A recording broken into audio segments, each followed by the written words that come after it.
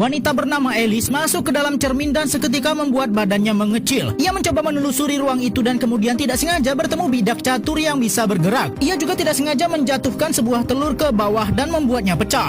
Alice mencoba membantu telur itu dan di sana ia bertemu dengan seekor kupu-kupu raksasa yang adalah teman lamanya. Karena dulu Alice pernah masuk ke dunia seperti ini sebelumnya ketika ia masih kecil. Alice membuka pintu dan kemudian ia terjatuh ke bawah. Alice mendarat di sebuah kebun bunga.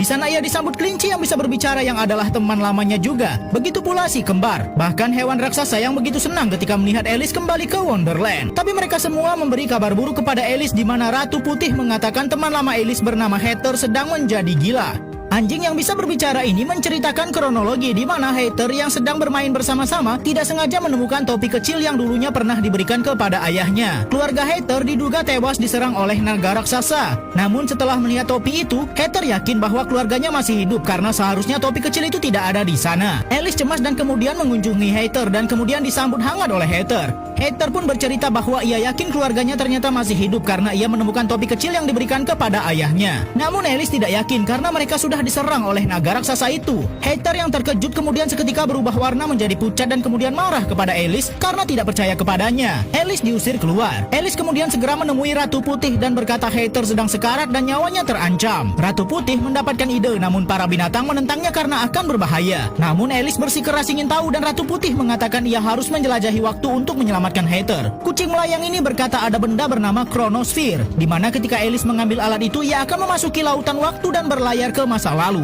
Namun Alice tidak boleh bertemu dengan dirinya sendiri di masa lalu. Jika tidak mereka semua yang ada di Wonderland akan menghilang dan menjadi benda yang berkarat seperti besi tua. Ratu Putih mengajak Alice memasuki sebuah jam dan menyuruhnya bertemu dengan waktu.